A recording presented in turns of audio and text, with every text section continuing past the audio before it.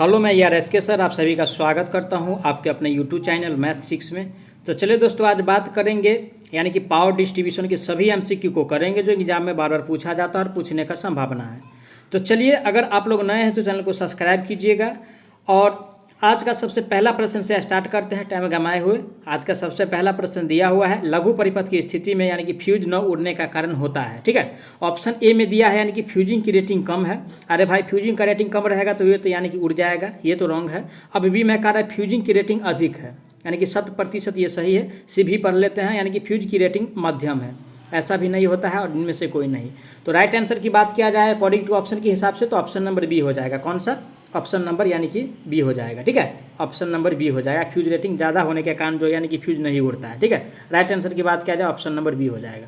अब चलिए आज का अगला प्रश्न पे चलते हैं। अगला प्रश्न दिया है यानी कि अतिभार के विरुद्ध संरक्षण प्रदान करने हेतु किस रिले का उपयोग किया जाता है। तो दोस्तों, अतिभार कह रहा है यानी कि ओवरलोड के विरुद्ध जो है यानी कि संरक्षण जो प्रदान करता है वो यानी कि तापीय रिले करता है। कौन सा? यानी कि थर्मल रिले करता है। ध्यान दीजिएगा।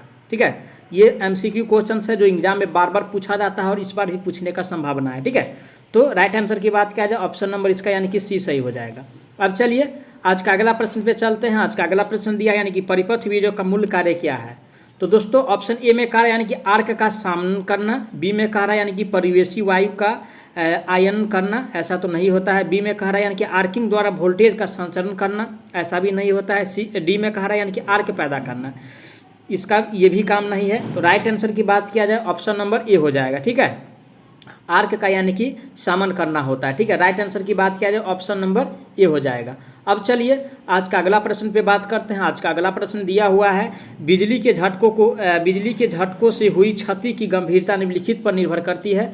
ऑप्शन ए में कह रहा प्रतिरोध और वोल्टेज, बी में कह रहा एम्पियर और समय अवधि, और सी में कह रहा है वोल्टेज और समय अवधि, और डी में कह रहा है यानी कि एम्पियर और प्रतिरोध। तो दोस्तों, झटका जो लगता है वो यानी कि एम्पियर, कितना एम्पियर सर्किट में बह रहा है वो, और समय यानी कि कितना समय यानी कि व्यक्ति उससे यानी कि सर्किट से यानी कि चिपका हुआ है, उस पर डिपेंड करता है। ठीक है, तो राइट आंसर की बात किया जाए तो ऑप्शन नंबर यानी कि बी सही हो जाएगा। कौन सा? ऑप्शन नंबर बी सही हो जाएगा। अब चलिए आज का आगामी प्रश्न पे चलते हैं। आगामी प्रश्न दिया है, निम्नलिखित में से किस प्रकार का परिपथ वियोजक निम्न वोल्टा और निम्न धारा के लिए अच्छा होगा। ठीक है, तो ऑप्शन ए में कह रहा है यानी कि तेल परिपथ वियोजक, बी में कह रहा है मिनिएचर सर्किट वियोजक, सी में कह रहा है यानी कि वायु परिपथ वियोजक, और डी में कह रहा है एयर ब्लास्ट यानी कि परिपथ वियोजक। ठीक है, तो दोस्तों यानी कि निम्न परिपथ वियोजक के लिए जो है यानी कि मिनिएचर सर्किट ब्रेकर का जो है मान्यता दिया गया है, क्योंकि घरों में इसका उपयोग बहुत ज़्यादा होता है। ठीक है, अत्यधिक होता है। तो राइट आंसर की बात किया जाए तो ऑप्शन नंबर बी हो जाएगा।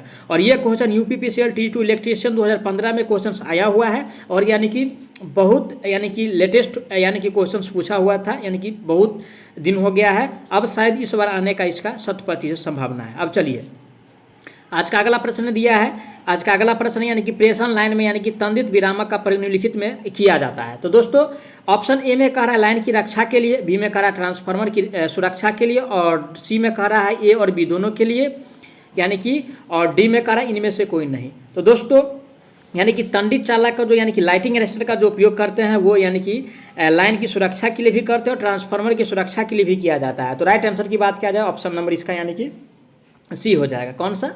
ऑप्शन नंबर यानी कि सी हो जाएगा। ठीक है, अब चलिए आज का अगला प्रश्न पे चलते हैं। अगला प्रश्न दिया हुआ है, उष्मीय रिले निम्नलिखित सिद्धांत पर कार्य करता है। तो ऑप्शन ए में कह रहा है यांत्रिक प्रभाव पे, बी में कह रहा है उष्मीय प्रभाव पे, सी में कह रहा है रासायनिक प्रभाव पे, और डी में कह रहा है यानी कि विकिरण प्रभाव पे।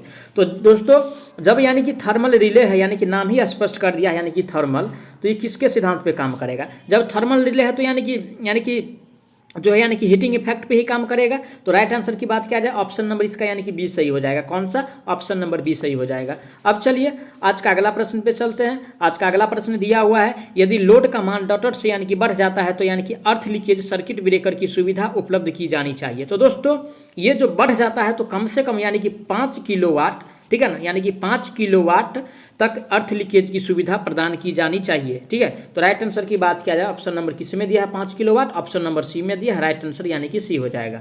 अब चलिए आज का अगला प्रश्न पे चलते हैं। आज का अगला प्रश्न दिया है, एमसीबी एक सर्किट को यानी कि संरक्षित करता है। ऑप्शन ए में कह रहा है केवल शॉर्ट सर्किट से, बी में कह रहा है यानी कि केवल अतिभार से, सी में कह रहा है शॉर्ट सर्किट और अतिभार दोनों से, और डी में कह रहा है इनमें से कोई नहीं। तो दोस्तों यानी कि सर्किट ब्रेकर का मूल कार्य जो होता है यानी कि शॉर्ट सर्किट से भी और यानी कि ओवरलोड, शॉर्ट सर्किट प्लस यानी कि ओवरलोड से भी सुरक्षा प्रदान करता है। तो राइट आंसर की बात किया जाए तो ऑप्शन नंबर इसका यानी कि सी हो जाएगा। अब चलिए आज का अगला प्रश्न पे बात करते हैं। आज का अगला प्रश्न दिया हुआ है सर्किट ब्रेकर की ट्रिप कॉइल में किसके द्वारा ऊर्जा दी जाती है। तो दोस्तों यानी कि ट्रिप कॉइल जो होता है, ठीक है, यानी कि ट्रिप कॉइल जो होता है उसमें जो ऊर्जा दिया जाता है वो डीसी के द्वारा दिया जाता है, ठीक है, डीसी वोल्टेज के द्वारा दिया जाता है। तो ऑप्शन नंबर किस में दिया है, डीसी वोल्टेज, ऑप्शन नंबर यानी कि ए में दिया है। राइट आंसर इसका यानी कि ए सही हो जाएगा। मैं आशा करता हूँ आप लोग अच्छा से समझे होंगे। अगर कोई प्रकार का डाउट है तो कमेंट बॉक्स खुला हुआ है, कमेंट करके जरूर बताएं, और इससे ज़्यादा का क्वेश्चन सीरीज चाहते हैं तो उसके लिए भी कमेंट करें। जय हिंद, जय भारत।